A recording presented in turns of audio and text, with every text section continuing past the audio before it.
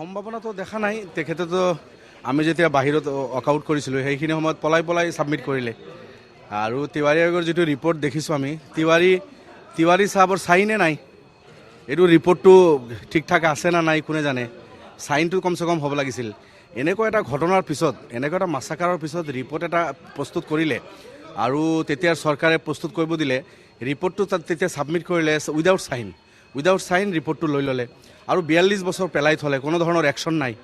এতিয়া 42 বছৰ পিছত যদি টেবুলেশ্যন কৰিছে, 42 বছৰ পিছত যদি এইটো আনি এই বুকটো আমাৰ হাতত তুলি দিছে, অলপ কেইখিলামান কাগজ দিলে কি লাভ হ'ব?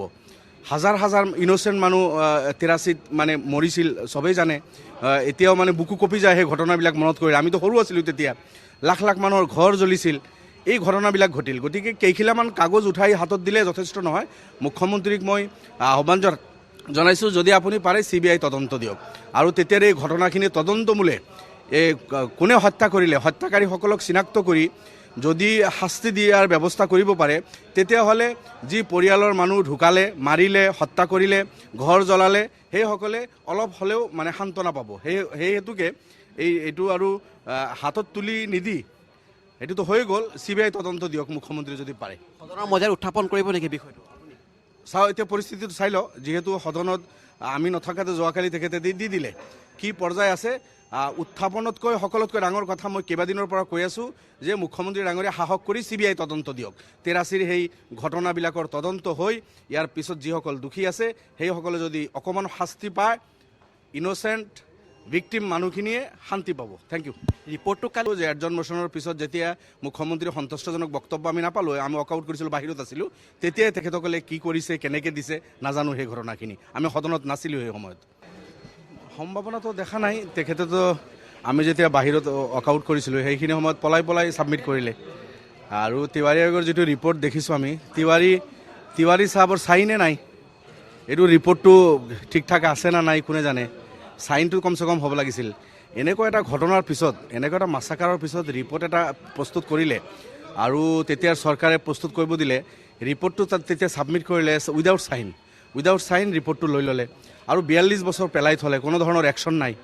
এতিয়া 42 বছৰ পিছত যদি টেবুলেশ্যন কৰিছে, 42 বছৰ পিছত যদি এইটো আনি এই বুকটো আমাৰ হাতত তুলি দিছে, অলপ কেইখিলামান কাগজ দিলে কি লাভ হ'ব? হাজাৰ হাজাৰ ইন'চেণ্ট মানুহ 83 মানে মৰিছিল, চবেই জানে। এতিয়াও মানে বুকু কপি যায় সেই ঘটনাবিলাক মনত কৰি। আমিতো সৰু আছিলোঁ তেতিয়া, লাখ লাখ মানুহৰ ঘৰ জ্বলিছিল, এই ঘটনাবিলাক ঘটিল। গতিকে কেইখিলামান কাগজ উঠাই হাতত দিলে যথেষ্ট নহয়।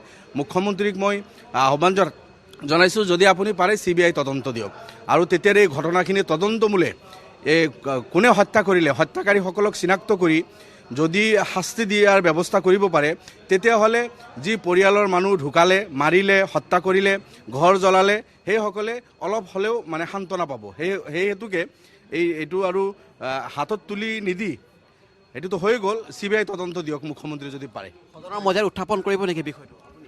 চাওঁ, এতিয়া পৰিস্থিতিটো চাই লওঁ। যিহেতু সদনত আমি নথকাতে যোৱাকালি তেখেতে দি দিলে, কি পৰ্যায় আছে। উত্থাপনতকৈ সকলোতকৈ ডাঙৰ কথা মই কেইবাদিনৰ পৰা কৈ আছোঁ যে মুখ্যমন্ত্ৰী ডাঙৰীয়া সাহস কৰি CBI তদন্ত দিয়ক। 83 সেই ঘটনাবিলাকৰ তদন্ত হৈ ইয়াৰ পিছত যিসকল দোষী আছে সেইসকলে যদি অকণমান শাস্তি পায়, ইন'চেণ্ট ভিক্টিম মানুহখিনিয়ে শান্তি পাব। Thank you. ৰিপৰ্টটো কালি যে এডজন মোশ্যনৰ পিছত যেতিয়া মুখ্যমন্ত্ৰীৰ সন্তুষ্টজনক বক্তব্য আমি নাপালোঁ, আমি ৱৰ্কআউট কৰিছিলোঁ, বাহিৰত আছিলোঁ, তেতিয়াই তেখেতসকলে কি কৰিছে, কেনেকৈ দিছে নাজানো। সেই ঘটনাখিনি আমি সদনত নাছিলোঁ সেই সময়ত।